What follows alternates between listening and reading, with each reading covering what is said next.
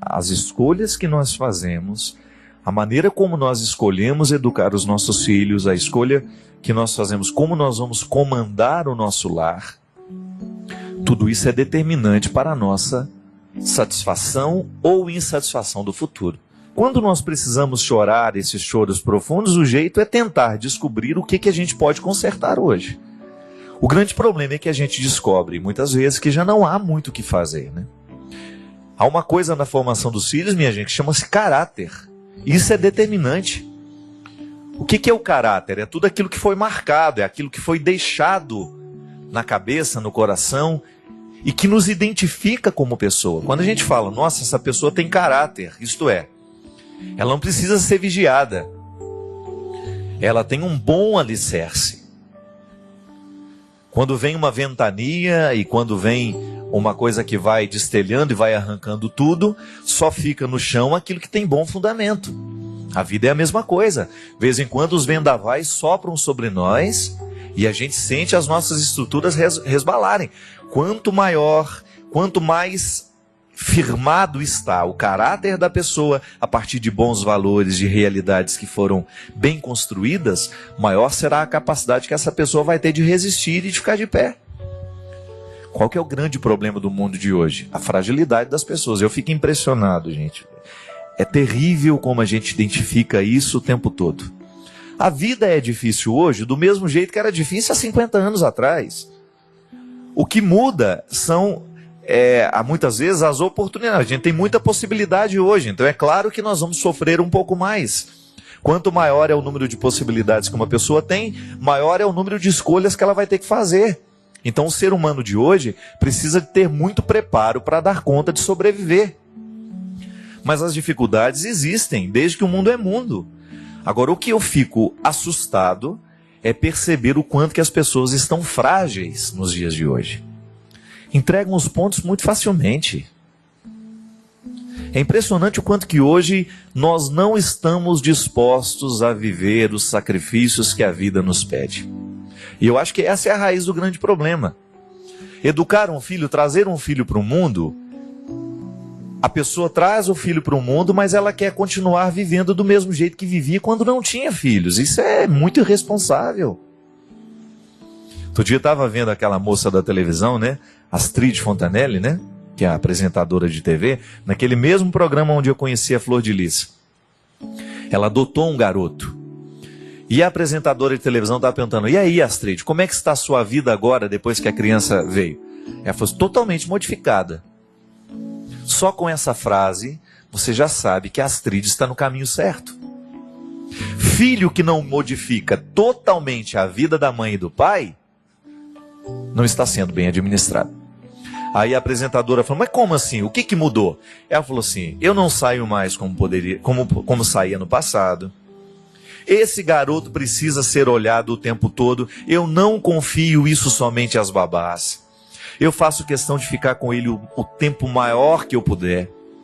Por quê? Minha gente, vai ter ascendência sobre o filho, sobre a criança, aquele que tiver mais tempo sobre ela. Aquele que estiver mais tempo com aquela criança.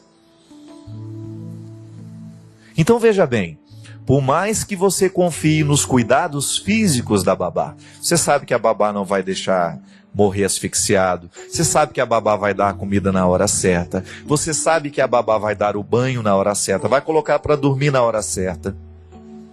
Mas e o caráter? Quem é que vai deixar nessa criança? A babá ou você? Será que as nossas babás estão preparadas para oferecerem o caráter que os seus filhos precisam? Às vezes estão. Às vezes elas estão até mais preparadas que os pais. Mas nem sempre isso é uma realidade. O caráter é que vai determinar é que vai ajudar este menino e esta menina a fazerem as escolhas da vida. A gente fica assustado como hoje os nossos filhos estão indo muito cedo para as drogas. Claro. Os nossos filhos com 11, 12 anos, eles já estão vivendo vida de adultos. Não estão preparados para a vida adulta, mas já estão podendo viver a vida de adulto. Nós já falamos aqui tantas vezes, né? Eu particularmente acho que é uma agressão contra os nossos filhos, quando nós os expomos a um período da vida para o qual eles não estão preparados. Criança tem que ser criança. Adolescente é adolescente. Não pode viver, não pode antecipar no tempo aquilo para o qual eles não estão preparados. Isso é crime. E é por isso que colocou o filho no mundo, comece agora a administrar esta permanência dele no mundo. Porque se esse filho não der certo depois, nós não vamos ter como olhar para uma outra pessoa. Quem é a grande responsável? Quem é o primeiro responsável pela educação dos filhos? É pai e mãe. É claro que você vai ter uma série de colaboradores. A escola onde ele vai estudar, a creche onde ele vai ficar, os amigos que vão rodear, mas tudo isso também você que administra. Se você não tem aquele trabalho todo dia de saber o que foi que aconteceu na escola, como é que ele está de vez em quando fazendo uma visita lá, perguntar ao professor, como é o comportamento do meu filho aqui dentro, porque nem sempre o filho que você tem dentro de casa é o filho que a professora tem lá. Às vezes existe uma diferença muito grande. Será que o lar está se estendendo para a escola? Será que a escola está estendendo para o lar? Nem sempre.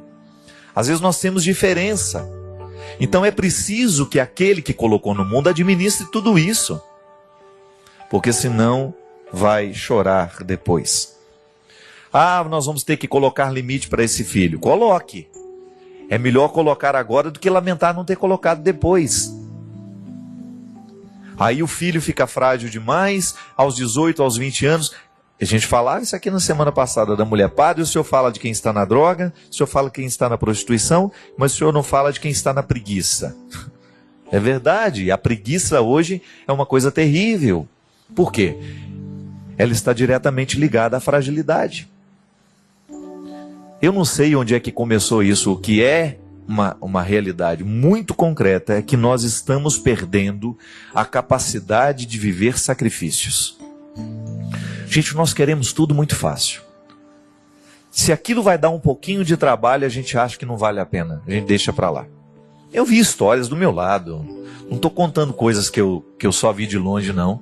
Eu vi muita gente ao meu lado não dar certo. Por quê? Porque não quis fazer o sacrifício na hora certa. Não quis estudar naquele colégio, por quê? Porque ele era exigente demais. Ah, vai para o outro que é mais ou menos, que não vai dar tanto trabalho assim. Isso é honesto? É honesto a gente trocar aquilo que vai nos preparar melhor para o futuro, só porque nós vamos ter que sofrer um pouquinho mais? Não é possível.